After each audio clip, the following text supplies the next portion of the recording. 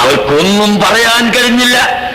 സത്യമോ അസത്യമോ എന്ന് അവർക്ക് പറയാൻ കഴിയാതെ അവർ തിരിച്ചുപോയി. ഉടനെ തന്നെ കച്ചവട സംഘം തിരിച്ചെത്തിയപ്പോൾ മുസ്ലിമും അബൂജഹലും ചോദിക്കുന്നു ചരിത്രങ്ങൾ. ആ സമയത്തതാ പറഞ്ഞു കൊടുക്കുന്നു, അല്ലാഹുവിന്റെ റസൂല് പറഞ്ഞതുപോലെ ഒരൽപ്പം പോലും വ്യത്യാസമില്ലാത്ത നിലക്ക് അവരുടെ മുഴുവൻ സംഭവങ്ങളും പറഞ്ഞു കൊടുത്തപ്പോൾ മുസ്ലിം അബൂജഹലിനോട് പറയുന്നു, മുഹമ്മദ് നമ്മൾ മനസ്സിലാക്കിയതുപോലെയൊന്നും അല്ല, അവന്റെ മുമ്പിൽ നമ്മളെ ഹിക്മത്തൊന്നും നടക്കൂല, അവൻ അറിയാത്ത ഒരു വസ്തുവും ഇല്ല കേട്ടോ. നിങ്ങൾ നോക്കൂ സഹോദരന്മാരെ, അങ്ങനെ അറിവ് ലോകത്ത് എന്തെല്ലാം സംഗതികളുണ്ടോ ആ സംഗതികൾ മുഴുക്കെ അല്ലാഹു തആല അറിയിച്ചു കൊടുത്തിട്ടുണ്ട്. അമ്പിയാക്കന്മാർക്ക് കൊടുത്ത അറിവ് ഞാൻ പലപ്പോഴും നിങ്ങളോട് പറഞ്ഞിട്ട് നിങ്ങൾ കേട്ട് കാണും. ബഹുമാനപ്പെട്ട അമ്പിയാക്കന്മാരുടെ ഓരോരുത്തരുടെയും അറിവ്, ആദം നബി അലൈഹിസ്സലാമിന്റെ അറിവ്, ഇബ്രാഹിം നബി അലൈഹിസ്സലാമിന്റെ അറിവ്, മൂസാ നബി അലൈഹിസ്സലാമിന്റെ അറിവ്, അവരുടെ ഓരോരുത്തരുടെയും അറിവ് തന്നെ പരിശോധിച്ച് നോക്കുമ്പോൾ അതിന് അറ്റമില്ലാത്ത അറിവുകളാണ്. ഇബ്രാഹിം നബി അലൈഹിസ്സലാം അല്ലാഹുവിന്റെ ഖലീൽ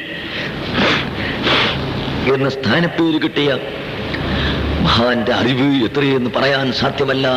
وكذلك نري إبراهيم ملكوت السماوات والأرض وليكون من الموقنين. അല്ലാഹു തആല ഖുർആനിൽ വ്യക്തമായി പഠിപ്പിച്ചതാണ്.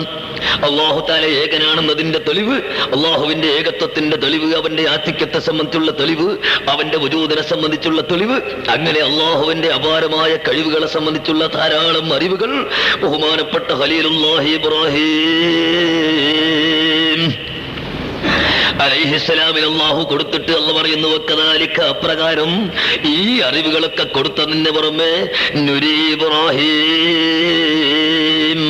ഇബ്രാഹിം നബിന്റെ കണ്ണുകൊണ്ട് നമ്മൾ കാണിച്ചു കൊടുക്കുന്നു മലക്കൂത്ത സമാവാതി വൽ അർളി, ആകാശങ്ങളിലും ഭൂമിയിലും മറഞ്ഞു കിടക്കുന്ന വൈബിയായ മുഴുവൻ കാര്യങ്ങളും അദൃശ്യങ്ങളായ ദൃശ്യത്തിൽപ്പെടാത്ത അഗോചരമായ മുഴുവൻ വസ്തുക്കളെയും ഇബ്രാഹിം നബിന്റെ കണ്ണുകൊണ്ട് നമ്മൾ കാണിച്ചു കൊടുത്തു. വലിയക്കൂന മിനൽ മൂഖിനീൻ. എന്തിനാണ് ഇബ്രാഹിം നബിക്ക് കാണിച്ചു കൊടുക്കുന്നത്? അല്ലാഹുവിന്റെ അപാരമായ ഖുദ്റത്തിൽ ചിന്തിക്കുവാനും അല്ലാഹുവിനെ സംബന്ധിച്ച് മനസ്സിലാക്കാനും. എന്നിട്ട് വലിയക്കൂന മിനൽ മൂഖിനീൻ, അല്ലാഹുവിനെ കൊണ്ട് കൂടുതൽ വിശ്വാസാർഹതയുള്ള വിശ്വാസത്തിന്റെ കട്ടിയുള്ള കൂട്ടത്തിൽ പെടാനും വേണ്ടി അല്ലാഹു പറയുന്നു. അങ്ങനെ വളരെയധികം അറിവുകൾ കൊടുക്കപ്പെട്ട ബഹുമാനപ്പെട്ട ഖലീലുല്ലാഹി ഇബ്രാഹിം അലൈഹിസ്സലാം അടക്കം 1,24,000 അമ്പിയാക്കളും കൂടി വലം യുദാനൂഹു ഫീ ഇൽമിൻ വലാ കറമി, അല്ലാഹുവിന്റെ റസൂലിനോട് അറിവിന്റെ വിഷയത്തിൽ ഈ അമ്പിയാക്കന്മാര് മുഴുവനും കൂടി ചേർന്നാൽ അടുക്കുക പോലും ചെയ്തിട്ടില്ല. അങ്ങനത്തെ അറിവ് ഉള്ള ആളാണ്. അറിവിന്റെ വിഷയത്തിലുള്ള കമാല് പ്രിയപ്പെട്ട സഹോദരങ്ങളെ ആർക്കും മനസ്സിലാക്കാൻ കഴിയില്ല. ഫഇന്ന ഫളല റസൂലില്ലാഹി ലൈസ ലഹു ഹദ്ദുൻ ഫയുരിബ് അൻഹു നാതികും ബിഫമി.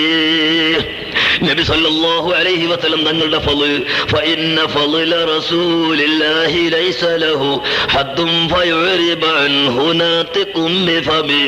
ഒരു മനുഷ്യനും അവന്റെ വായി കൊണ്ട് അല്ലാഹുവിന്റെ റസൂലിനെ സംബന്ധിച്ചുള്ള മദ്ഹ് പറഞ്ഞ് അവസാനിപ്പിക്കാൻ സാധ്യമല്ല. അങ്ങനെ ഒരറ്റമുള്ള മദ്ഹല്ല, ഒരതിർത്തിയുള്ള മദ്ഹല്ല.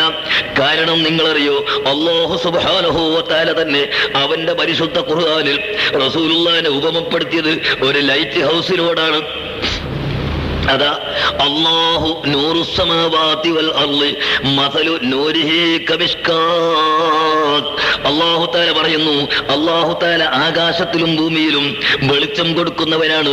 അഥവാ യഹ്ദില്ലാഹു ലിനൂരിഹി മൻ യശാഉ, അല്ലാഹു ഉദ്ദേശിച്ച ആളുകളെ അല്ലാഹു തആലാന്റെ വെളിച്ചത്തിലേക്ക്, അഥവാ ഹിദായത്ത് എന്ന വെളിച്ചം, ഈമാൻ എന്ന് പറയുന്ന വെളിച്ചം, വെളിച്ചത്തിലേക്ക് അല്ലാഹു ഉദ്ദേശിച്ചവരെ ഹിദായത്താക്കും. അങ്ങനത്തെ വെളിച്ചം കൊടുക്കുന്നവനാണ് അല്ലാഹു. ആ വെളിച്ചത്തിന്റെ പ്രതീകം അതാ കബിഷ്കാത്തിൻ, ഒരു ലൈറ്റ് ഹൗസ് പോലെയാണ് അല്ലാഹുവിന്റെ റസൂൽ ഒരു ലൈറ്റ് ഹൗസ് പോലെയാണ്. ലൈറ്റ് ഹൗസിൽ നിന്ന് നാനാഭാഗത്തേക്കും ഒരുപോലെ വെളിച്ചം വിതരണം ചെയ്യുന്നു. അതാണ് ബഹുമാനപ്പെട്ട ഇമാം ബൂസരി തങ്ങൾ പറഞ്ഞത്, ഫഇന്നഹു ശംസു ഫളിലിൻ ഹും കവകിബുഹാ യുൽഹിർന അൻവാറഹാ ലിന്നാസി ഫിൽ ഉലമി. അഷ്റഫുൽ ഖൽഖ് സല്ലല്ലാഹു അലൈഹി വസല്ലം തങ്ങൾ ഇൽമു, തഖ്വ, മഅരിഫത്ത്, ഈമാൻ തുടങ്ങിയ എല്ലാവിധ ശ്രേഷ്ഠതയുടെയും കമാലായ സൂര്യനാണ് അല്ലാഹുവിന്റെ റസൂല്. യാതൊരുവിധ കുറവുകളുമില്ല, എല്ലാ പരിപൂർണതയും നിറഞ്ഞിട്ടുള്ള, എല്ലാ ശ്രേഷ്ഠതയും നിറഞ്ഞിട്ടുള്ള സൂര്യനാണ്. ഹും കവാകിബുഹാ, മറ്റുള്ള അമ്പിയാക്കന്മാർ മുഴുവനും അവിടുത്തെ നക്ഷത്രതാരങ്ങളാണ്. യുൽഹിർന അൻവാറഹാ ലിന്നാസി ഫിൽ ഉലമി, മനുഷ്യന്മാർക്ക് അന്ധകാരം, വിവരക്കേട് എന്ന് പറയുന്ന അന്ധകാരത്തിൽ മുഴുകിക്കിടക്കുന്ന ജനങ്ങൾക്ക് ഈ അമ്പിയാക്കന്മാർ വെളിച്ചം പകർന്നു കൊടുക്കുന്നു. അങ്ങനത്തെ ഏറ്റവും വലിയ സൂര്യനാണ് അല്ലാഹുവിന്റെ റസൂൽ എന്ന് പറഞ്ഞിട്ടുള്ളത് അത് തന്നെയാണ്. അങ്ങനെ ലോകത്തേക്ക് മുഴുവനും എല്ലാ ഭാഗത്തേക്കും ആദം നബി അലൈഹിസ്സലാം തൊട്ട് ഖിയാമത്ത് നാൾ വരെയുള്ള മുഴുവൻ ജനങ്ങൾക്കും അതാ വെളിച്ചം പകർന്നു കൊടുക്കുന്നത് അല്ലാഹുവിന്റെ റസൂലാണ്. അങ്ങനത്തെ ലൈറ്റ് ഹൗസാണ്. ഇങ്ങനെ നോക്കുമ്പോൾ സഹോദരന്മാരെ, അവിടുത്തെ കമാല് പറഞ്ഞവസാനിപ്പിക്കാൻ സാധ്യമല്ല. അങ്ങനെ അവിടുത്തെ പരിപൂർണത ഇത് മനസ്സിലാക്കുമ്പോൾ ആ അടിസ്ഥാനത്തിൽ ഒരു മനുഷ്യൻ പ്രിയം വെച്ചാൽ ആ പ്രിയത്തിന് തന്നെ യാതൊരു കണക്കും ഇല്ല. 4 കാരണം കൂടി ഒരുമിച്ച് കൂടിയത് അല്ലാഹുവിന്റെ റസൂലേ ഉള്ളൂ. മറ്റുള്ള 3 കാരണം ഇൻഷാ അല്ലാഹ് നമുക്ക് നാളെ സംസാരിക്കാം. ഇന്ന് ഞാൻ അതിലേക്ക് കടക്കുന്നില്ല.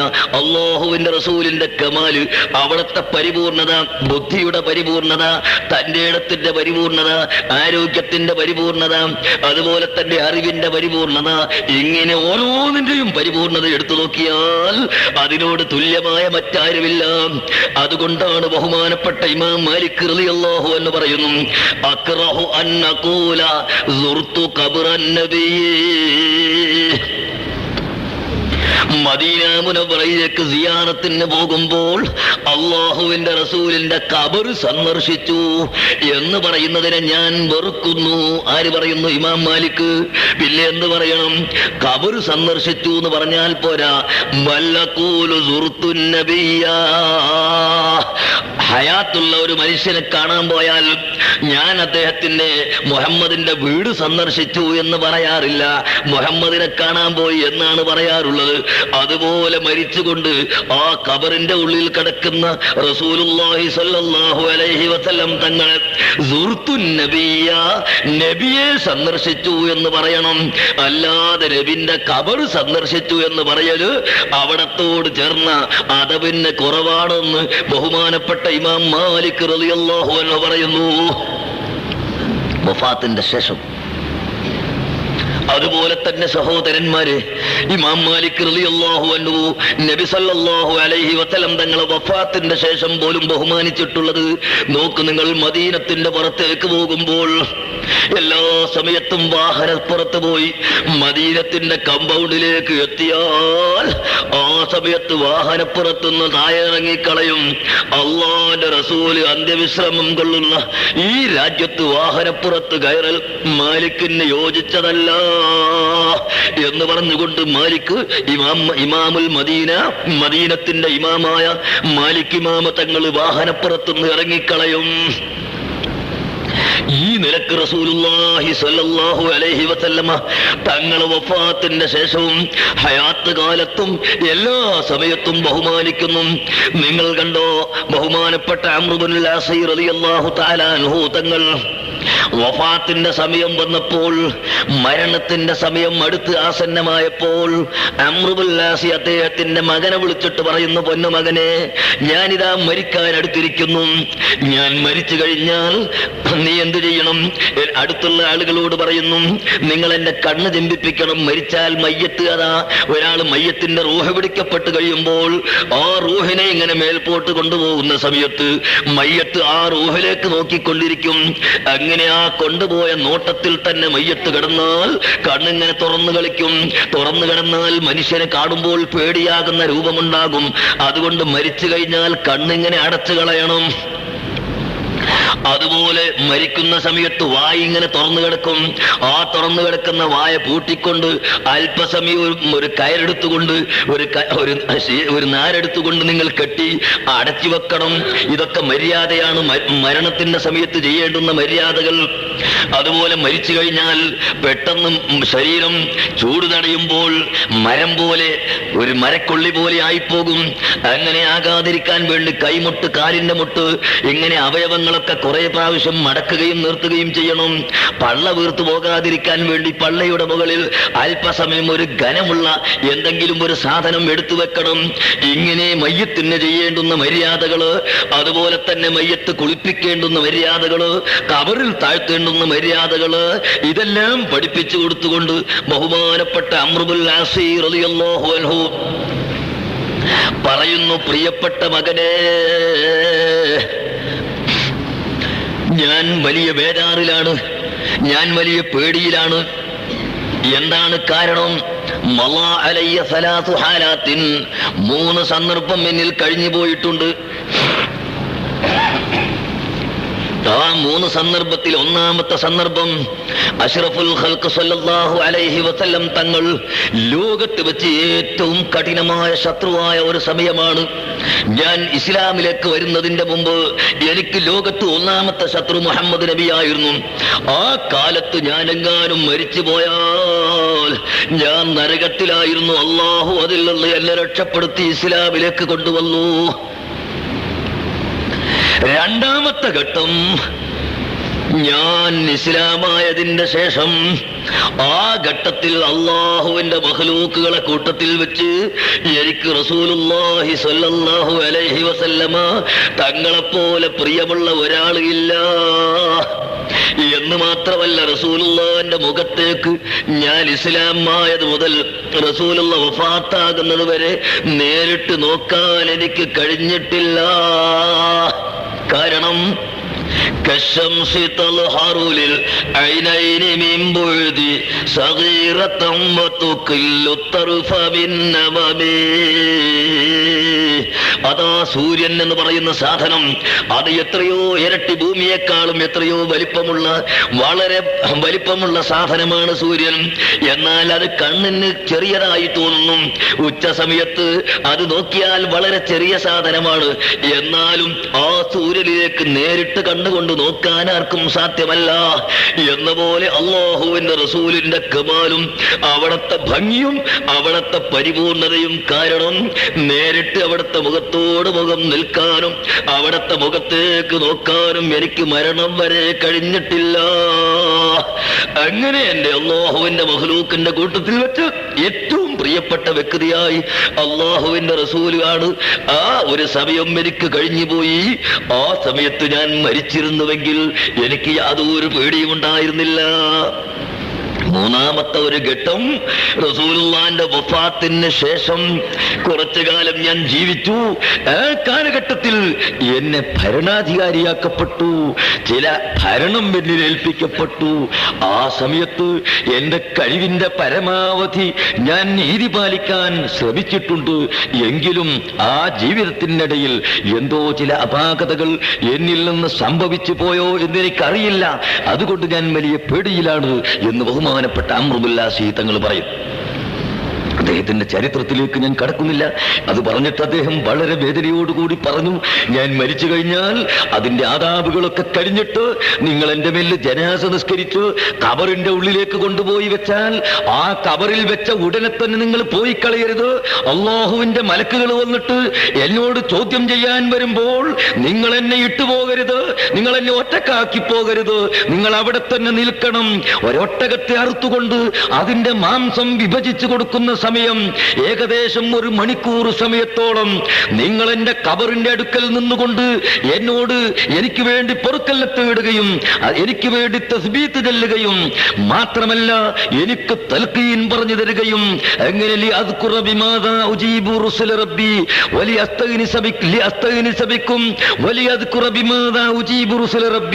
നിങ്ങൾ എന്റെ അടുത്തുള്ളത് കൊണ്ട് എനിക്ക് പേടി കുറയാനും എനിക്ക് നേരം പോക്കുണ്ടാകാനും എന്റെ റബ്ബിന്റെ മുർസലുകളായ മലക്കുകൾ വന്നിട്ട് ആരാണ് നിന്റെ റബ്ബെന്നും ആരാണ് നിന്റെ നബിയെന്നും ആരാണ് നിന്റെ ദീനേതാണെന്നുമുള്ള ഈ ചോദ്യങ്ങൾ ചോദിക്കുമ്പോൾ എന്റെ ഓർമ്മയിൽ വരാൻ വേണ്ടിയും നിങ്ങൾ എന്റെ ഖബറിന്റെ അടുക്കലിരുന്ന് 1 മണിക്കൂർ സമയം എനിക്ക് വേണ്ടി പൊറുക്കലിനെ തേടുകയും എന്നെ ഓർമ്മപ്പെടുത്തി തരികയും ചെയ്യണമെന്ന് മഹാനായ സ്വഹാബി അംർ ഇബ്നുൽ ആസ് റളിയല്ലാഹു അൻഹു പറയുന്നു. സഹോദരങ്ങളെ, ഖബറിന്റെ സ്ഥിതിയും മരണത്തിന്റെ സ്ഥിതിയും അതാണ്. ആ ഭാഗത്തേക്ക് ഞാനിപ്പോൾ കടക്കുന്നില്ല. നിങ്ങൾ നോക്കൂ, ഇവിടെ പറഞ്ഞതെന്ത്? റസൂലുള്ളാഹി സ്വല്ലല്ലാഹു അലൈഹി വസല്ലം തങ്ങളുടെ മുഖത്തേക്ക് അവിടുത്തെ കമാലിയത്ത് കൊണ്ട് എനിക്കങ്ങോട്ട് നോക്കാൻ പോലും കഴിഞ്ഞിട്ടില്ല എന്ന് അങ്ങനത്തെ നബി സ്വല്ലല്ലാഹു അലൈഹി വസല്ലം തങ്ങൾ ആ നബിയെ സ്വഹാബത്ത് ബഹുമാനിച്ചിരുന്നതിന് ഒരറ്റമില്ല, ഒരു ഹദ്ദില്ല. അതൊരു സാധാരണ മനുഷ്യരല്ല, സാധാരണ നബിയല്ല, സാധാരണ റസൂലല്ല. മുടി കളയിച്ചു. ഹജ്ജിന്റെ ശേഷം ആദ്യമായി വലഭാഗത്തെ മുടി കളയിച്ചു. ആ മുടിയെടുത്തിട്ട് അബൂ തൽഹത്തുൽ അൻസാരിയുടെ കയ്യിൽ കൊടുത്തു. രണ്ടാമത് ഇടഭാഗത്തെ മുടി കളയിച്ചു. മുടിയും എടുത്തിട്ട് അബൂ തൽഹയുടെ കയ്യിൽ തന്നെ കൊടുത്തിട്ട് പറഞ്ഞു, ഇത് തന്റെ ഭാര്യ ഉമ്മു സലീമിന്റെ കയ്യിൽ കൊടുക്ക്.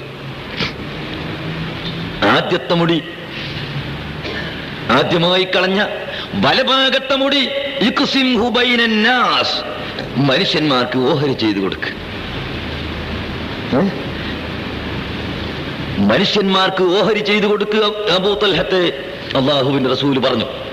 അങ്ങനെ അതാ ഹജ്ജത്തുൽ വദായിൽ ഒരുമിച്ച് കൂടിയ 1,40,000-ൽ പരം വരുന്ന സ്വഹാബികൾക്ക്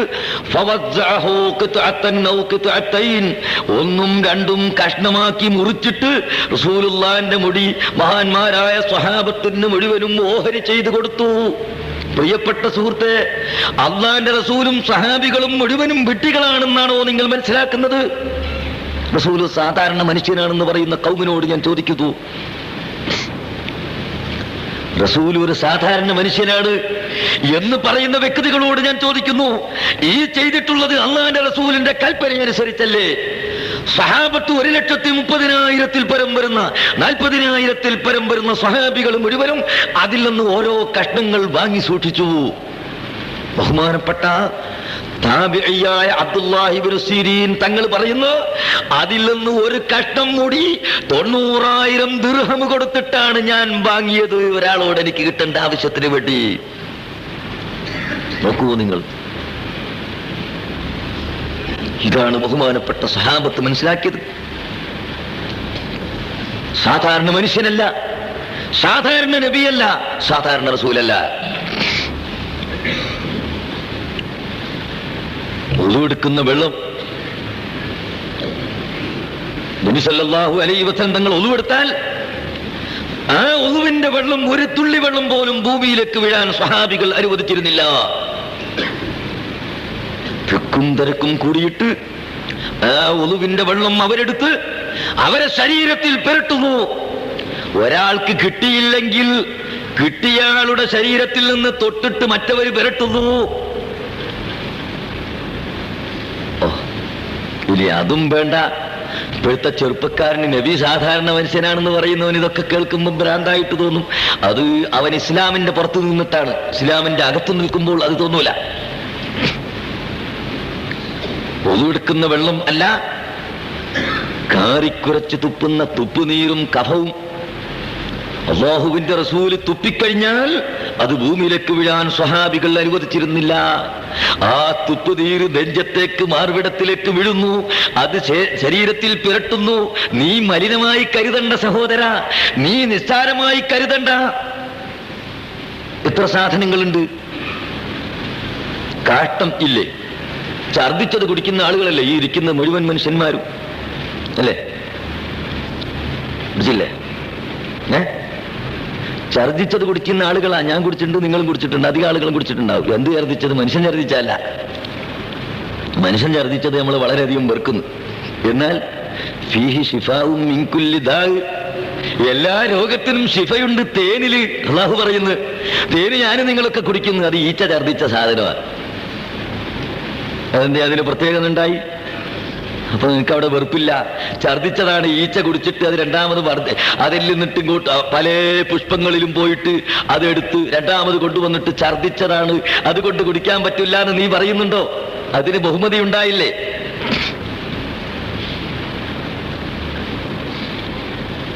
അതാണ് ബഹുമാനപ്പെട്ട അലി ഇബ്നു അബീ താലിബ് റളിയല്ലാഹു അൻഹു പറഞ്ഞത്, وخير شرابها قيء الذباب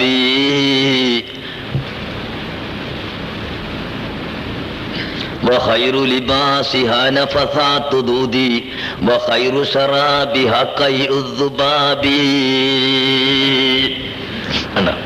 ഇമാം ബഹുമാനപ്പെട്ട അലി ഇബ്നു അബീ താലിബ് തങ്ങൾ പറഞ്ഞു, വഖൈറു ലിബാസിഹാ നഫസാത്തു ദൂദി, ദുനിയാവിൽ മനുഷ്യൻ ധരിക്കുന്ന വസ്ത്രങ്ങളെ കൂട്ടത്തിൽ വെച്ച് ഏറ്റവും വില പിടിച്ച വസ്ത്രം അത് കാഷ്ടമാണ്,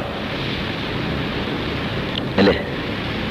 പട്ടുനൂൽ പുഴു എന്ന് പറയുന്ന ഒരു പുഴുവിനെ വളർത്തിയിട്ട് അതിൽ നിന്ന് വരുന്ന ഒരു തരം കാഷ്ടം, അതിൽ നിന്ന് വരുന്ന ഒരു തരം നീചവസ്തു, ആ വസ്തുക്കളെ കൊണ്ട്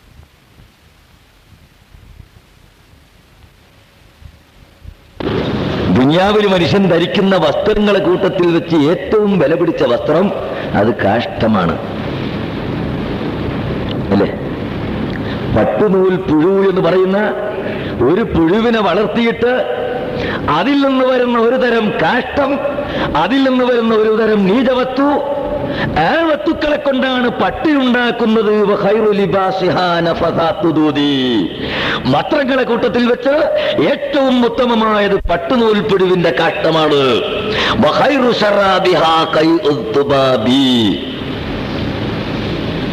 മനുഷ്യൻ കുടിക്കുന്ന വസ്തുക്കളിൽ വെച്ച് ഏറ്റവും ഉത്തമമായത് കൈഉദ്ദുബാബി, ഈച്ച ഛർദിച്ചിട്ടുള്ള തേനും ആണ്.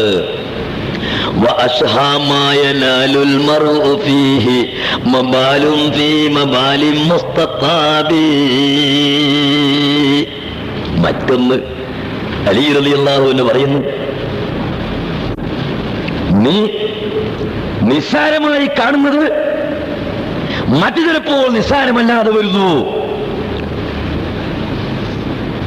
ഭാര്യയും ഭർത്താക്കളും അനുഭവിക്കുന്ന ഏറ്റവും വലിയ സുഖം അത് നീതമായ മണക്കുന്ന വൃത്തികെട്ട നജീസായ മൂത്രം പുറത്തു പോകുന്ന സ്ഥലങ്ങളെ കൊണ്ടല്ലേ?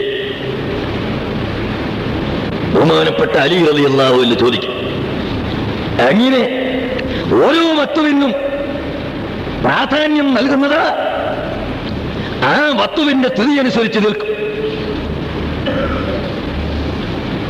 അതുപോലെ കത്തൂരി,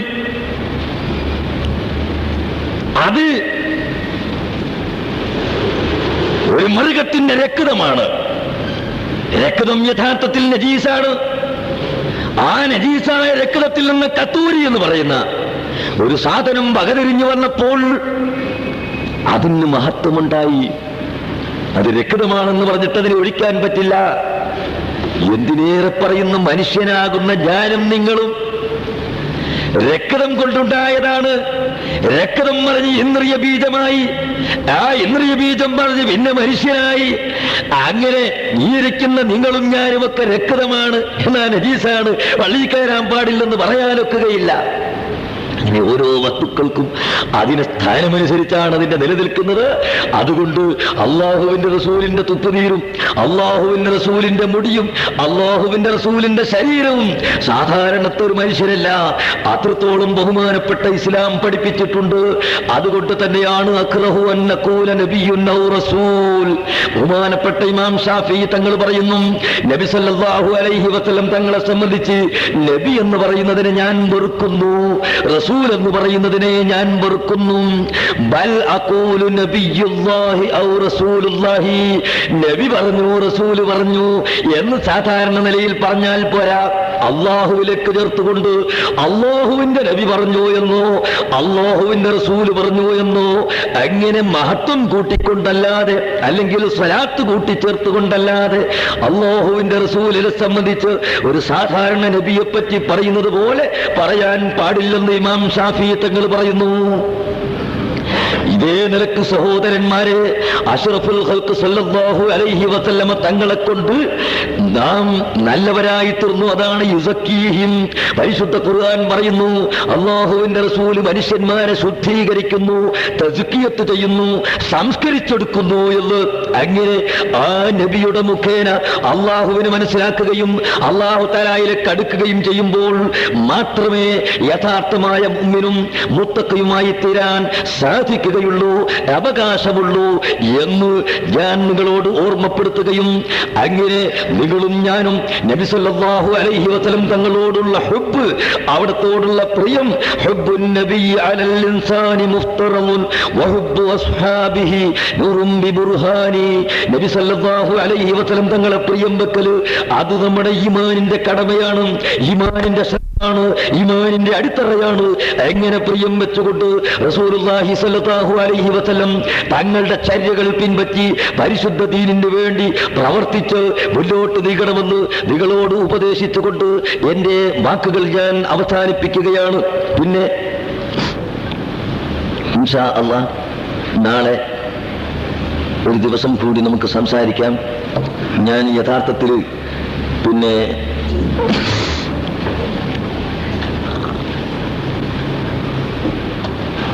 ഇപ്പോൾ ഇവിടെ നിൽക്കാൻ ഉദ്ദേശിച്ചതൊന്നും വന്നതല്ല. നമ്മളെ അബൂദാബിയിലെ ബഹുമാനപ്പെട്ട അബ്ദുള്ള കുലൈബ് അവറുകൾ കേരളത്തിൽ വന്നപ്പോൾ ഞാൻ ഹജ്ജ് കഴിഞ്ഞ് തിരിച്ചു വരുമ്പോൾ അദ്ദേഹം അവിടെ ഉണ്ട്. അങ്ങനെ പോരുമ്പോൾ എന്നോട് പറഞ്ഞു, ഇപ്പൊ UAE നിയമം വളരെ കർശനാണ്, 6 മാസം കഴിഞ്ഞു പോയാൽ പിന്നെ അങ്ങോട്ട് കടക്കാൻ കഴിയില്ല, എനിക്ക് ആരോഗ്യമൊന്നുമില്ല. ഞാൻ ആരോഗ്യം ഉണ്ടെങ്കിൽ എങ്ങനെയും കഴിയായിരുന്നു. അതുകൊണ്ട് 6 മാസം തികയുന്നതിന് മുമ്പ് തന്നെ അവിടെ വന്നു പോരണം എന്ന് പറഞ്ഞു. അങ്ങനെ ഇവിടെ വന്ന ഉടനെ തന്നെ മുപ്പര് എപ്പോഴാണ് വരുന്നത്, ടിക്കറ്റ് അങ്ങോട്ട് കൊടുത്തേക്കാം എന്ന് പറഞ്ഞ് വിവരം അറിയിച്ചു. 978 മുതൽക്ക് ഈ കൊല്ലം വരെയും ഒരു ടിക്കറ്റ് തരാമെന്ന് മുപ്പര് പറഞ്ഞിട്ടില്ല. ഈ ഒറ്റ പ്രാവശ്യം അങ്ങനെ ഒന്ന് പറഞ്ഞത്. അങ്ങനെ ഏതായിരുന്നാലും 6 മാസം പൂർത്തിയാകാൻ പോവുകയാണ്. കുറച്ച് ദിവസം കൂടി കഴിഞ്ഞാൽ സമസ്ത കേരള ജമിയത്തുൽ ഉലമയുടെ 60ാം വാർഷിക സമ്മേളനമുണ്ട്.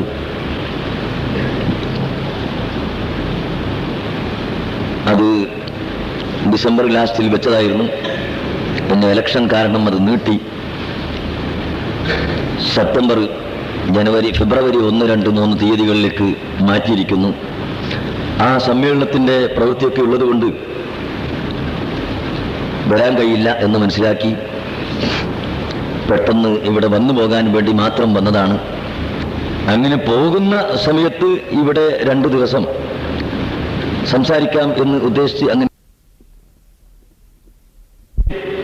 നിങ്ങൾ അതിനെ സഹായിച്ചു കൊണ്ടിരിക്കുന്ന ആളുകളായതുകൊണ്ട് അഥവാ നിങ്ങളുടെ സ്ഥാപനമായതുകൊണ്ട് അതിൻ്റെ നില മനസ്സിലാക്കാൻ നിങ്ങൾക്ക് ആഗ്രഹമുണ്ടാകും എന്ന നിലക്ക് മാത്രം 2 വാക്ക് ഓർമ്മപ്പെടുത്തുകയാണ്. അല്ലാഹു സുബ്ഹാനഹു വ തആലയുടെ മഹളായ ഫദ്ല് കൊണ്ട് ആ സ്ഥാപനം ഇന്ന് വളർന്ന് വികസിച്ച് അതിൻ്റെ ഉന്നതിയിലേക്ക് എത്തിക്കൊണ്ടിരിക്കുകയാണ്. ഇന്ന് നിങ്ങൾ വന്നു നോക്കിയാൽ 1000-ഓളം വിദ്യാർത്ഥികൾ ഒരേ സമയത്ത് നിസ്കരിക്കുന്ന ഒരു കാഴ്ച നിങ്ങളെ അത്ഭുതപ്പെടുത്താതിരിക്കുകയില്ല. പല വീഴ്ചയുമുണ്ട്, പല പോരായ്മയുമുണ്ട്, ഇനിയും പലതും ചെയ്യേണ്ടതുണ്ട്. എന്നിരുന്നാലും ഇന്ന് 1000-ഓളം വിദ്യാർത്ഥികൾ ഒരേ സമയത്ത് നിസ്കരിക്കാനുള്ള ഒരു പള്ളിയും അങ്ങനെ യതീംഖാനയും അറബിക് കോളേജും ബോർഡിങ്ങും ടൈപ്പ് റൈറ്റിംഗ് ഇൻസ്റ്റിറ്റ്യൂട്ടും ആശുപത്രിയും തുന്നൽ പരിശീലന കേന്ദ്രവും ഇതെല്ലാമായി നടന്നുകൊണ്ടിരിക്കുന്ന സ്ഥാപനത്തിൽ വിദ്യാർത്ഥികൾ ഇന്ന് പഠിച്ചുകൊണ്ടിരിക്കുകയാണ്. ആ പഠിക്കുന്നതിൽ ബോർഡിംഗ് മദ്രസയിൽ പഠിക്കുന്ന ഏതാനും കുട്ടികൾക്ക് അവർക്ക് ഭക്ഷണ ചെലവിന് വരുന്ന സംഖ്യ മാത്രം ഫീസായി വാങ്ങുന്നു. അതേസമയത്ത് ലക്ഷക്കണക്കിന് ഉറുപ്പിക ചെലവാക്കിയ സ്കൂളിനോ അല്ലെങ്കിൽ അവർ താമസിക്കുന്ന ബോർഡിംഗ് ബിൽഡിങ്ങിനോ പണം വാങ്ങുന്നില്ല. ഭക്ഷണം കഴിക്കുന്ന ഭക്ഷണത്തിന് മാത്രം ഫീസ് വാങ്ങുന്നു. യതീം കുട്ടികളും അറബി കോളേജിലെ വിദ്യാർത്ഥികളും അങ്ങനെ മറ്റുള്ള വിദ്യാർത്ഥികളോട് 10 പൈസ പോലും ഫീസ് വാങ്ങാതെ അവർക്ക് ഭക്ഷണം നൽകി അവരെ സംരക്ഷിച്ച് അവരെ പോറ്റി വളർത്തുന്നതിന് ഒരു മാസത്തിൽ 1,00,000 ഉറുപ്പിക ഇപ്പോൾ ചെലവുണ്ട്. ദിവസം 3000 ഉറുപ്പിക, ഏകദേശം 1000-അധികവും കുറവുമായി അങ്ങനെ 1,00,000-അടുത്ത് രൂപ ശമ്പളം കൊടുക്കുന്നതിന് വേണ്ടിയും ഭക്ഷണം കൊടുക്കുന്നതിന് വേണ്ടിയും ലൈറ്റ്, വെള്ളം തുടങ്ങിയ ആവശ്യങ്ങൾക്ക് വേണ്ടിയും ചെലവ് വരുന്നുണ്ട്. അത് നടന്നു പോകുന്നത് നിങ്ങളുടെ സംഭാവന കൊണ്ട് മാത്രമാണ്. ഇതുവരെയും അതിനൊരു മൂലധനം ഉണ്ടാക്കാൻ കഴിഞ്ഞിട്ടില്ല. ഇപ്പോൾ അടുത്ത് ഉദ്ഘാടനം ചെയ്യപ്പെട്ട ഷോപ്പിംഗ് സെന്ററിന്റെ ഓരോ മുറികൾ വാടകയ്ക്ക് കൊടുത്തുകൊണ്ടിരിക്കുന്നത് കൊണ്ട് 3 ദിവസത്തെ ചെലവിന് അതിൽ നിന്ന് കിട്ടും. 250 ഉറുപ്പിക ഒരു മുറിയിൽ നിന്ന് കിട്ടും. അങ്ങനെ 10-13 മുറി പീടികയുള്ളത് കൊണ്ട് 3000 ഉറുപ്പിക ഒരു ദിവസത്തിന് വേണ്ടത്. അങ്ങനെ 9000 ഉറുപ്പിക, 10,000 ഉറുപ്പികയോളം, അതായത് 3 ദിവസത്തെ ചെലവിന് അതിന്റെ വാടകയിൽ കിട്ടാനുണ്ട്. ബാക്കി 27 ദിവസത്തെ ചെലവിനും സംഭാവനകൾ തന്നെയാണ് വേണ്ടത്. അങ്ങനെ ദുബൈയിൽ നിന്നും അബുദാബിയിലും അല്ലയിലും ഷാർജയിലും റാസൽ ഖൈമയിലും ഉമ്മുൽ ഖുവൈലിലും ഈ സ്ഥലങ്ങളിലൊക്കെയുള്ള ആളുകൾ വെട്ടിയും വരിസംഖ്യയായും തരുന്ന സംഭാവനകൾ മാത്രമാണ് ഇതിലുള്ളത്. പക്ഷേ കുഞ്ഞുട്ടി മുസ്ലിയാർ പറയും, അബ്ദുള്ള മുസ്ലിയാർ പറയും, അതുപോലെ റാസൽ ഹൈമയിലെ നമ്മളെ ഹൈദർ മുസ്ലിയാരും ഹംസ ഹാജിയും അവരൊക്കെ ഉണ്ട് ഇവിടെ. അവരൊക്കെ പറയും, നിങ്ങൾ വരുമ്പോൾ ഒരു ചൂടാണ്, പിന്നെ അത് പോയാൽ പിന്നെ തണുത്തു പോകും, അതുകൊണ്ട് 2 ദിവസം ഒന്ന് വയത് പറഞ്ഞിട്ട് എല്ലാവരും ഓർമ്മപ്പെടുത്തണം എന്ന് പറയും. അതുകൊണ്ട് പ്രിയപ്പെട്ട സുഹൃത്തുക്കളെ, അങ്ങനെ എപ്പോഴും പ്രസംഗിക്കാനും എപ്പോഴും ചൂട് കൂട്ടാനും എന്നെ കൊണ്ട് കഴിയില്ല. അതുകൊണ്ട് നിങ്ങളുടെ സ്വന്തം സ്ഥാപനമാണ് എന്ന് മനസ്സിലാക്കി നിങ്ങൾ ഓരോരുത്തരും അതിനെ സഹായിക്കണം, ആത്മാർത്ഥമായി സഹായിക്കണം. അള്ളാഹുവിന്റെ വചനം മാത്രം കരുതി എന്നെ കണ്ടിട്ടോ അല്ലെങ്കിൽ മറ്റൊരു വ്യക്തിയെ കരുതിയിട്ടോ അല്ല. അള്ളാഹുവിന്റെ ദീനാണ്, ആ ദീനിന് വേണ്ടി നിങ്ങൾ സഹായിക്കുക. അതിൽ നിന്ന് നിങ്ങളെ കുട്ടികൾ പഠിക്കുന്നുണ്ട്, മറ്റുള്ളവരുടെ കുട്ടികൾ പഠിക്കുന്നുണ്ട്. ആ കുട്ടികളുടെ ദുആയും ബർക്കത്തും ബഹുമാനവും ആഗ്രഹിച്ചുകൊണ്ട് മാത്രം നിങ്ങൾ പ്രവർത്തിക്കുക, സഹായിക്കുക, സഹകരിക്കുക എന്ന് മാത്രം നിങ്ങളോട് പറഞ്ഞുകൊണ്ട് ഞാൻ എൻ്റെ വാക്കുകൾ അവസാനിപ്പിക്കുന്നു.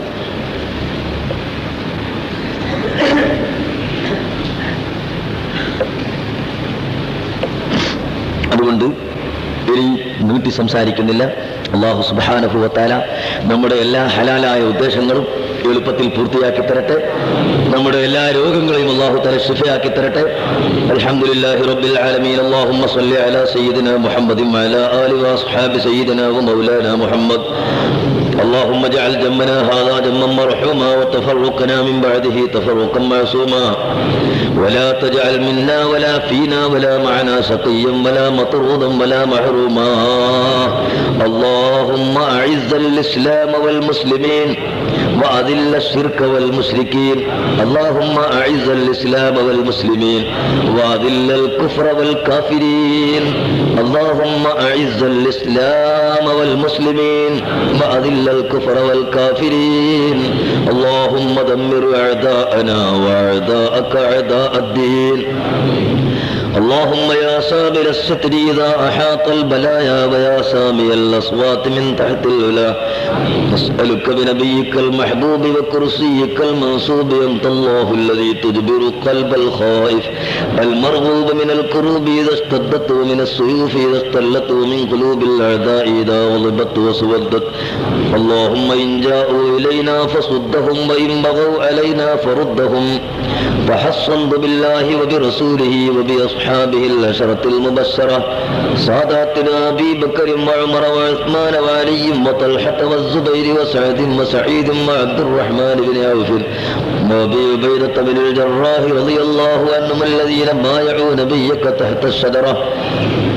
اللهم بحق طه وياسين والبقرة أن تحفظنا من الجن والإنس والشياطين والسلاطين والظلمة والسحرة والكفرة إنك على كل شيء قدير.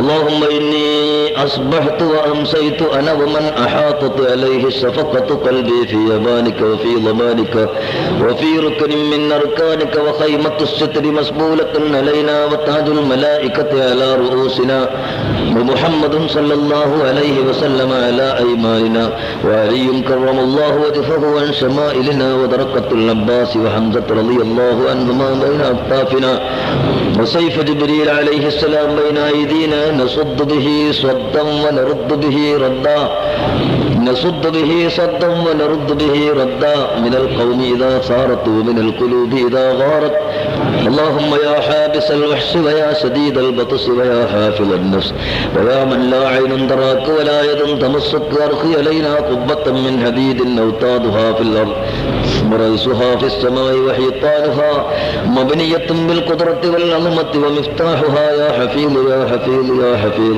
فالله خير حافظا وهو أرحم الراحمين فالله خير حافظا وهو أرحم الراحمين فالله خير حافظا وهو أرحم الراحمين اللهم ربنا آتنا في الدنيا حسنة وفي الآخرة حسنة وقنا عذاب النار اللهم ارحمنا وارحم من يرحمنا بأنواع رحمتك يا أرحم الراحمين وصلى الله على خير خلقه سيدنا محمد وآله وصحبه أجمعين سبحان رب العزة عما يصفون وسلام على المرسلين والحمد لله رب العالمين صلى الله على محمد صلى الله عليه وسلم صلى الله على محمد صلى الله عليه وسلم اللهم صل على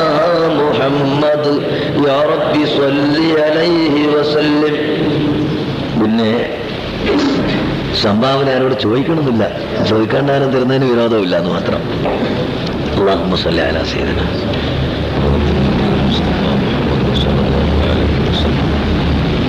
إلى حضرات جميع الأنبياء والأولياء والصالحين. الفاتحة. أعوذ بالله من الشيطان الرجيم. بسم الله الرحمن الرحيم. الحمد لله رب العالمين الرحمن الرحيم مالك يوم الدين. المستقيم صراط الذين أنعمت عليهم غير المغضوب عليهم ولا الضالين آمين. بسم الله الرحمن الرحيم.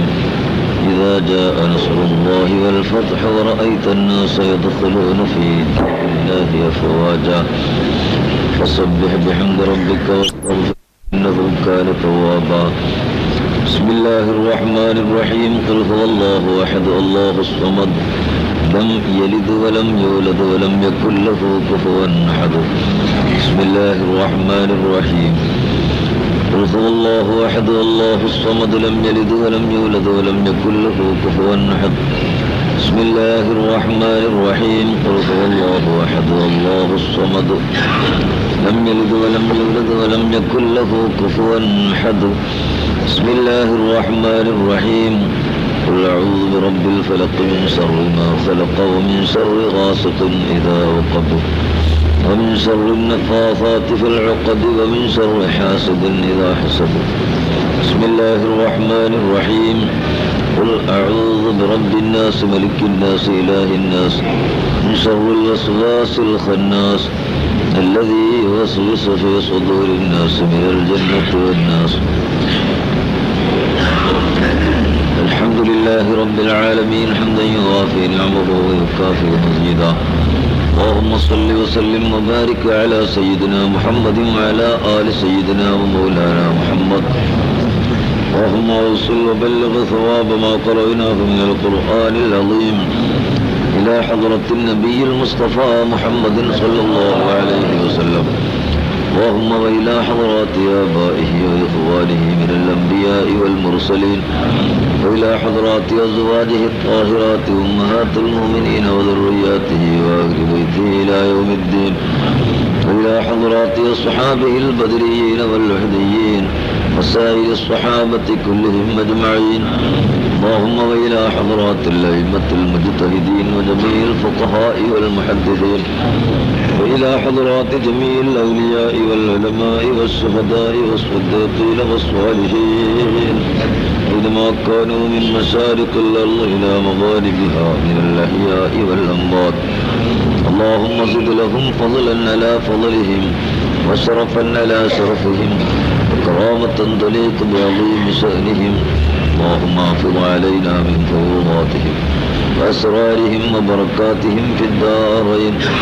اللهم حمينا بحمايتهم وأمدنا بمددهم واحفظنا ببركاتهم يا حفيظ من جميع البلاء والأعداء والحساد والأمراض. اللهم يسر لنا أمورنا مع الراحة لقلوبنا وأبداننا والسلامة والعافية في ديننا ودنيانا، وكلنا صاحبا ومعينا في سفرنا وحضرنا وخليفة في أهالينا، واطمس على وجوه أعدائنا. اللهم اطمس على وجوه أعدائنا وامسخهم على مكانتهم فلا يستطيعون المضي ولا المجيء إلينا يا رب العالمين.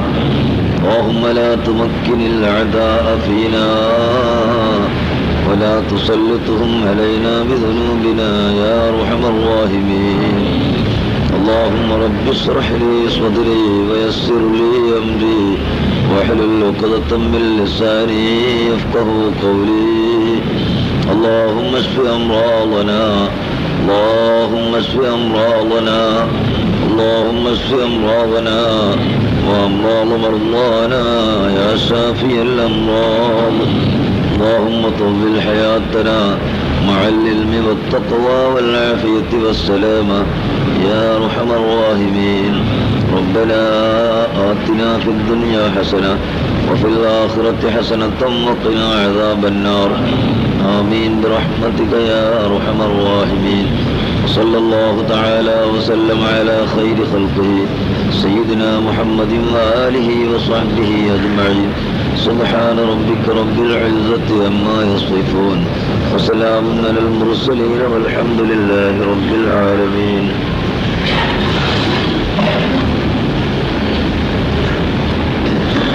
بسم الله عظيم القدرة والشان شديد البطش والبرهان حافظ الدين والقرآن. بسم الله ما شاء الله كان وما لم يشأ لم يكن ولا حول ولا قوة إلا بالله العلي العظيم.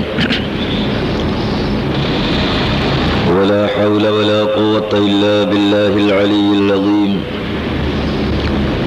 ولا حول ولا قوة إلا بالله العلي العظيم. الحمد لله نحمده ونستعينه ونؤمن به ونتوكل عليه، ونعوذ بالله من شرور أنفسنا ومن سيئات أعمالنا. من يهده الله فلا مضل له ومن يضلله فلا هادي له. ونشهد أن لا إله إلا الله وحده لا شريك له، ونشهد أن سيدنا ونبينا محمدا عبده ورسوله. أما بعد فإن خير الكلام كلام الله، وخير الهدي هدي سيدنا محمد صلى الله عليه وسلم، وشر الأمور محدثاتها، وكل محدثة بدعة، وكل بدعة ضلالة، وكل ضلالة في النار. وما توفيقي إلا بالله عليه توكلت وإليه ينيب. أعوذ بالله من الشيطان الرجيم. بسم الله الرحمن الرحيم. إنا أرسلناك شاهدا ومبشرا ونذيرا وداعيا إلى الله بإذنه وسراجا منيرا. قال الله عز وجل: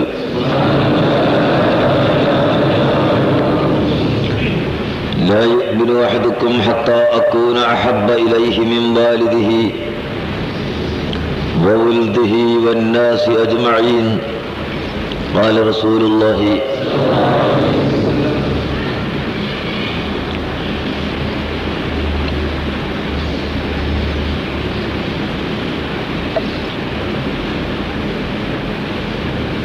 إن الرسول لسيف يستضاء به مهند من سيوف الله مسلول. لقد أتيت رسول الله معتذرا والعذر عند رسول الله مقبول.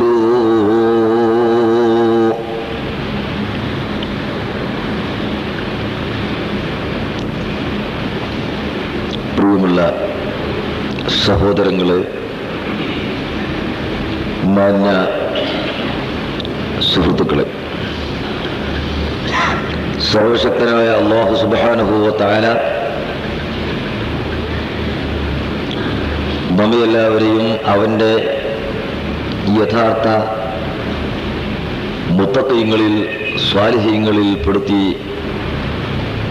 രണ്ടു വീട്ടിലും വിജയിപ്പിച്ചു തരുമാറാകട്ടെ. ആമീൻ. മാന്യ സുഹൃത്തുക്കളെ,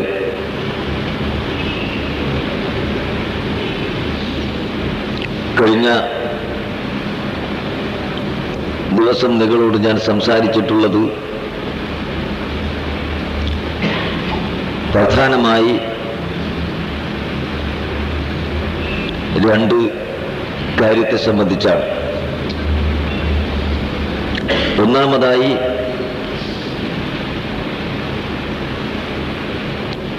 അല്ലാഹു സുബ്ഹാനഹു വ തആല സത്യവിശ്വാസികളായ മുഅ്മിനുകൾക്ക് ഇതര ജനങ്ങളുമായി വ്യത്യാസം നൽകിയിട്ടുള്ളതിൽ പ്രധാനപ്പെട്ടത് ഹൃദയത്തിൻ്റെ ശുദ്ധിയാണ്. ഹൃദയശുദ്ധി ഉണ്ടായതിൻ്റെ ശേഷം ചെയ്യപ്പെടുന്ന സൽക്കാര്യങ്ങൾക്ക് മാത്രമേ അല്ലാഹുവിൻ്റെ അടുക്കൽ സ്വീകാര്യതയുള്ളൂ, അതുമാത്രമേ സാധൂകരിക്കപ്പെടുകയുള്ളൂ. ഇതാണ് ഒന്നാമതായി ഞാൻ നിങ്ങളെ ഓർമ്മപ്പെടുത്തിയത്. രണ്ടാമതായി ഇന്നലെ ഞാൻ സംസാരിച്ചതിൻ്റെ പ്രധാന ഭാഗം ഹൃദയശുദ്ധിയുടെ അടിത്തറയായ ഈമാൻ,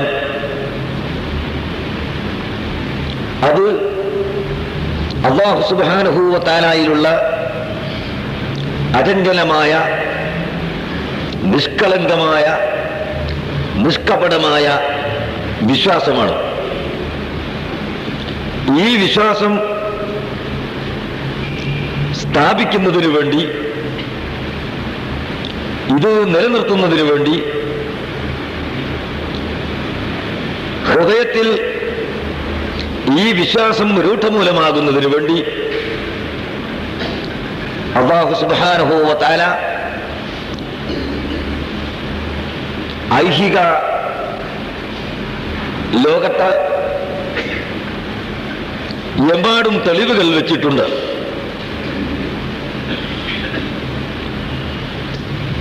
ഐഹിക ലോകത്തിന്റെ അത്ഭുത പ്രതിഭാസങ്ങളിലേക്ക് നാം കണ്ണോടിച്ചു നോക്കിയാൽ എല്ലാ ചെറുതും വലുതുമായ വസ്തുക്കളിൽ അല്ലാഹുവിന്റെ ആധിക്യത്തെയും അല്ലാഹുവിന്റെ വജൂദനെയും അല്ലാഹുവിന്റെ അപാരമായ കഴിവിനെയും വിളിച്ചോതുന്ന നിരവധി തെളിവുകൾ ഉണ്ട്. പക്ഷേ ഈ തെളിവുകൾ കൊണ്ട് മാത്രം ചിന്തിക്കുന്ന ഒരു മനുഷ്യന് പലപ്പോഴും യാഥാർത്ഥ്യത്തിലേക്ക് എത്താൻ കഴിയാതെ വരുന്നത് കൊണ്ട് മനുഷ്യനെ യഥാർത്ഥ പാണ്ഡാവിലേക്ക് തിരിച്ചുവിടാൻ യഥാർത്ഥ വഴിയിലേക്ക് നയിക്കാൻ 1,24,000-ൽ പരം വരുന്ന അംബിയ മുർസലുകളെ അല്ലാഹു സുബ്ഹാനഹു വ തആല ഇവിടെ അയച്ചിട്ടുണ്ട്. ആ പ്രവാചകന്മാരിൽ നിന്ന് ഓരോരുത്തരിൽ നിന്നും വിജ്ഞാനം കരഗതമാക്കി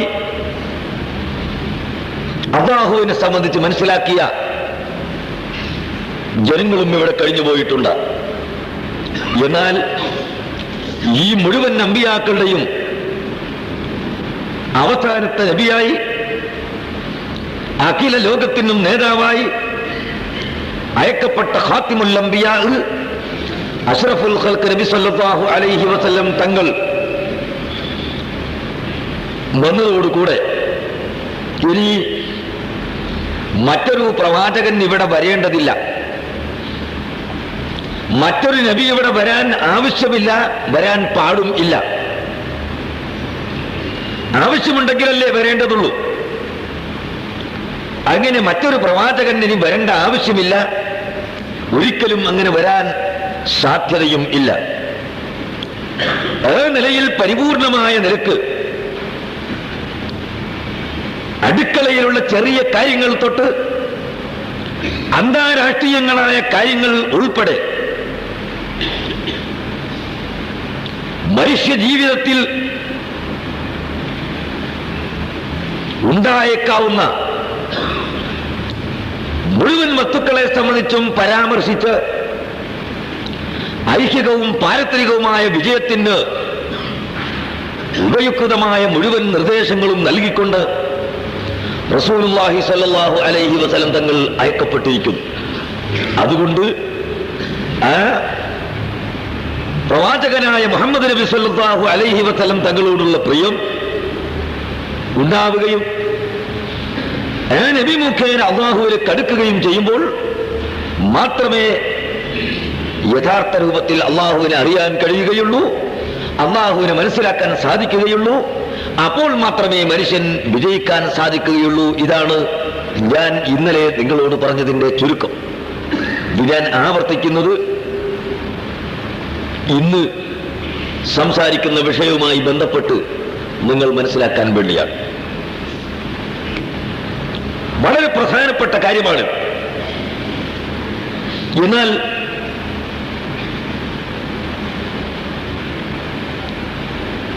വിജ്ഞാനം എന്ന് പറയുന്നത് രണ്ട് വിധത്തിലുണ്ട്. ഒന്ന് അനുമാനത്തിന്റെ അടിസ്ഥാനത്തിലുള്ള വിജ്ഞാനം, മറ്റൊന്ന് അനുഭവജ്ഞാനം, അനുഭവത്തിന്റെ അടിസ്ഥാനത്തിലുള്ള അറിവ്. ഇങ്ങനെ രണ്ട് വിധത്തിലുള്ള വിജ്ഞാനമുണ്ട്. ഇത് നമുക്കെല്ലാവർക്കും അറിയാമല്ലോ. ഇപ്പോൾ അഗ്നി, തീ, അത് ചൂടുള്ളതാണെന്ന് എല്ലാവർക്കും അറിയാം. ഇപ്പോൾ എല്ലാവർക്കും ചൂട് എന്താണെന്ന് അറിയുന്നവരാണ് ഇവിടെ ഇരിക്കുന്ന മുഴുവൻ ആളുകൾ. എന്നാൽ ഈ അറിയുന്ന ഒരു വ്യക്തി അദ്ദേഹത്തിന്റെ കൈ തീയിലേക്ക് കുത്തിക്കൊണ്ട് തീ പൊള്ളിക്കൊണ്ടിരിക്കുമ്പോൾ അവരറിയുന്ന അറിവും അതിന്റെ മുമ്പ് അവൻ കേട്ടറിഞ്ഞിട്ടുള്ള അറിവും തമ്മിൽ വ്യത്യാസമുണ്ട്. ആദ്യത്തെ അറിവ് അനുമാനത്തിന്റെ അറിവാണ്, രണ്ടാമത്തത് അനുഭവത്തിന്റെ അറിവാണ്. അതുപോലെ പരിശുദ്ധ കഅബാലയം ഉണ്ട് എന്ന് നമുക്കൊക്കെ അറിവുണ്ട്, നാം എല്ലാവരും വിശ്വസിക്കുന്നു, ആർക്കും അതിൽ തർക്കമില്ല. പക്ഷേ കാണാത്ത ആളുകൾ വളരെ ആഗ്രഹത്തോടുകൂടി ആ പരിശുദ്ധമായ കഅബ മന്ദിരത്തിന്റെ അടുക്കൽ ചെല്ലുമ്പോൾ, അതിനെ അവൻ ദർശിക്കുമ്പോൾ, അതിനെ അവൻ കാണുമ്പോൾ അനുഭവത്തിന്റെ വെളിച്ചത്തില് അവന് അതുവരെ ഇല്ലാത്ത ഒരു പ്രത്യേകത അവന്റെ ഹൃദയത്തിൽ അനുഭവപ്പെടും. അവന്റെ അറിവ്, അനുഭവജ്ഞാനം അത് വേറെയാണ്. ഇങ്ങനെ എല്ലാ അറിവിലും ഉണ്ട്. പഞ്ചസാരക്ക് മധുരമുണ്ടെന്നറിയാം. ഈ മധുരം വായിലിട്ട് മതിർക്കുമ്പോൾ അനുഭവിച്ചുള്ള അറിവാണ്, അതുവരെ കേട്ടിട്ടുള്ള അറിവാണ്.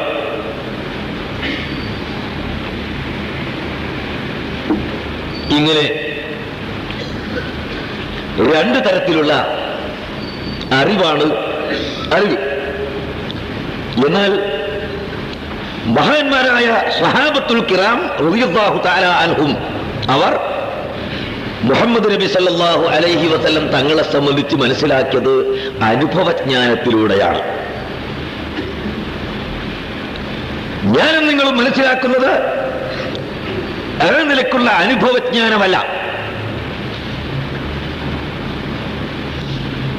സ്വഹാബത്ത് നബി സല്ലല്ലാഹു അലൈഹി വസല്ലം തങ്ങളെ സംബന്ധിച്ച് മനസ്സിലാക്കിയത് അനുഭവജ്ഞാനം. അനുഭവത്തിന്റെ വെളിച്ചത്തിൽ അവർക്ക് ബോധ്യപ്പെട്ട് അവർ വിശ്വസിച്ച് മനസ്സിലാക്കിയത് ആണ് അധികമേൽ. എന്താണത്? നബി സല്ലല്ലാഹു അലൈഹി വസല്ലം തങ്ങളുടെ ജീവിതം, നബിയാകുന്നതിന്റെ മുമ്പുള്ള ജീവിതം, 40 കൊല്ലത്തെ നീണ്ട ജീവിതമുണ്ട്. എന്തായിരുന്നു ആ ജീവിതം? നിങ്ങളും ഞാനും ചിന്തിച്ചിട്ടുണ്ടോ? ഇസ്ലാമിന്റെ ഉള്ളിലേക്ക് കടക്കണമെങ്കിൽ മുഹമ്മദ് മുസ്തഫ സല്ലല്ലാഹു അലൈഹി വസല്ലം തങ്ങൾ അല്ലാഹുവിന്റെ റസൂലാണെന്ന് പറയുകയും വിശ്വസിക്കുകയും ചെയ്യണം, തീർച്ച. എന്നാൽ ഈ റസൂലുള്ളാഹിന്റെ ജീവിതം എങ്ങനെ എന്ന് ഞാനും നിങ്ങളും പഠിച്ചിട്ടുണ്ടോ? സഹോദര, നബി ആയതിന്റെ ശേഷമുള്ള ജീവിതം അവിടെ ഇരിക്കട്ടെ, അതിന്റെ മുമ്പുള്ള ജീവിതം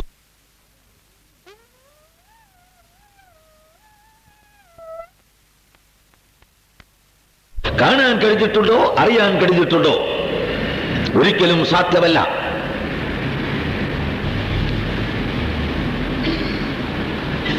ആദ്യമായി തന്നെ അല്ലാഹു സുബ്ഹാനഹു വ തആല ആദം നബി അലൈഹിസ്സലാത്തു വസ്സലാം തൊട്ട് 1,24,000 പരം വരുന്ന പരിശുദ്ധാത്മാക്കളായ സംശുദ്ധരായ അംബിയാ മുർസലുകളിലൂടെ നബി സല്ലല്ലാഹു അലൈഹി വസല്ലം തങ്ങളുടെ പ്രകാശത്തെ കൊണ്ടുവരുന്നു. അങ്ങനെ കൊണ്ടുവന്നിട്ട് അബ്ദുള്ളയുടെയും ആമിനയുടെയും ഈ രണ്ട് വ്യക്തികളുടെ, അബ്ദുള്ള എന്നവരുടെ മുതുകിൽ നിന്ന് ആമിന ബീവിയുടെ ഗർഭാശയത്തിലേക്ക് കടന്നു. അങ്ങനെ ആമിന ബീവി പ്രസവിച്ച് ഭൂമി ലോകത്തേക്ക് വരുമ്പോൾ തന്നെ ലോകത്തെങ്ങും എവിടെയും കാണാത്ത നിരവധി അത്ഭുത സംഭവങ്ങളുണ്ടായി. ഞാനതൊന്നും ഇപ്പോൾ വിശദീകരിക്കുന്നില്ല. ആയിരക്കണക്കിന് കൊല്ലങ്ങൾ കത്തിച്ച് കാണാതെ ആരാധിച്ചു കൊണ്ടിരിക്കുന്ന അഗ്നികുണ്ഡാരം കെട്ടുപോയ സംഭവം, അതുപോലെ വെള്ളത്തിന് ആരാധിച്ചു കൊണ്ടിരിക്കുന്ന ബൗദ്ധൈവ വിശ്വാസികളുടെ വെള്ളം വറ്റി വരണ്ടുപോയ സംഭവം, ആയിരക്കണക്കിന് ബിംബങ്ങൾ തലക്കീക്കാൻ തുക്കായി വീണുപോയ അനുഭവം, അതൊക്കെ അള്ളാഹുവിന്റെ റസൂൽ ജനിച്ച് ഭൂമിയിലേക്ക് വീണപ്പോൾ ഉണ്ടായ സംഭവമാണ്. അതിനുശേഷം അല്ലാഹു തആല പ്രത്യേകമായി മലക്കുകളെ അയച്ചു. റസൂൽ സല്ലല്ലാഹു അലൈഹി വസല്ലം തങ്ങളെ ഓപ്പറേറ്റ് ചെയ്തു. സ്വർഗത്തിൽ നിന്ന് കൊണ്ടുവന്ന വെള്ളം കൊണ്ട് ഓപ്പറേറ്റ് ചെയ്തിട്ട് കഴുകി. എന്തിനാണ് കഴുകിയത്? ചെറിയ പിഞ്ചു പൈതൽ കുട്ടിയെ നെഞ്ച് കീറി, ഹൃദയം കീറി, അത് സ്വർഗത്തിൽ നിന്ന് കൊണ്ടുവന്ന വെള്ളം കൊണ്ട് കഴുകി വൃത്തിയാക്കി. വൃത്തിയാക്കി എന്ന് പറഞ്ഞാൽ നേരത്തെ മലിനം ഉണ്ട് എന്നല്ല അതിന്റെ അർത്ഥം. മറിച്ച് മനുഷ്യ സഹജമായി, മനുഷ്യൻ എന്ന നിലയിൽ മനുഷ്യ സഹജമായി ഉണ്ടായേക്കാവുന്ന ഹസദ്, കിബിർ, ലോകമാന്യം, ഭൗതിക ലോകത്തോടുള്ള അത്യാഗ്രഹം, ഇങ്ങനെ തുടങ്ങിയ ദുർഗുണങ്ങൾ മനുഷ്യന്റെ ഹൃദയത്തിൽ സ്ഥലം പിടിക്കാൻ സാധ്യതയുള്ളത് കൊണ്ട് അതൊന്നും തന്നെ സ്ഥലം പിടിക്കാൻ പാടില്ല. അതൊന്നും ഹൃദയത്തിൽ വരാനേ പാടില്ല. അതിനുവേണ്ടി നേരത്തെ തന്നെ അല്ലാഹു സുബ്ഹാനഹു വ തആല നബി സല്ലല്ലാഹു അലൈഹി വസല്ലം തങ്ങളുടെ ഹൃദയം മലക്കുകൾ മുഖേന കഴുകി സംശുദ്ധമായ നിലയിൽ വെച്ചു. പിന്നെ അവിടുന്ന് അല്ലാഹു തആല വളർത്തിക്കൊണ്ടുവരുന്നു. നിങ്ങൾ മനസ്സിലാക്കണം, പെട്ടെന്നൊരു നബിയായിക്കോട്ട് സുപ്രഭാതത്തിൽ ചാടി ജനങ്ങളെങ്ങോട്ട് നല്ലതിലേക്ക് ക്ഷണിച്ചത് കൊണ്ട് ജനങ്ങൾ അങ്ങനെ സ്വീകരിക്കൂല. ഇപ്പൊ ഒരുത്തൻ കുറെ കാലം കള്ളും കുടിച്ച് വിചാരിയായി തോന്നിവാസിയായി ഇങ്ങനെ നടന്നിട്ട് പെട്ടെന്നൊരു സുപ്രഭാതത്തിൽ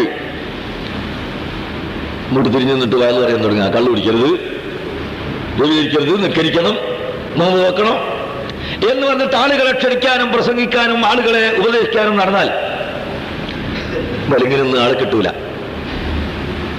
ഇന്നലെ കുടിച്ചിട്ടാ ഇപ്പൊ കുടിക്കണ്ടെന്ന് പറയുന്നത്, ഇനി നാളെ എന്റെ ഹാലെന്താ നമുക്കറിയില്ല എന്ന് ജനങ്ങൾക്ക് തോന്നും.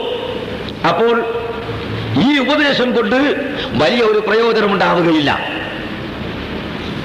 അതുകൊണ്ട് തന്നെ അല്ലാഹു സുബ്ഹാനഹു വ തആല നബി സല്ലല്ലാഹു അലൈഹി വസല്ലം തങ്ങളെ വളർത്തിക്കൊണ്ടുവരുന്നു. ബുക്രികൾ ഒരു ചെറിയ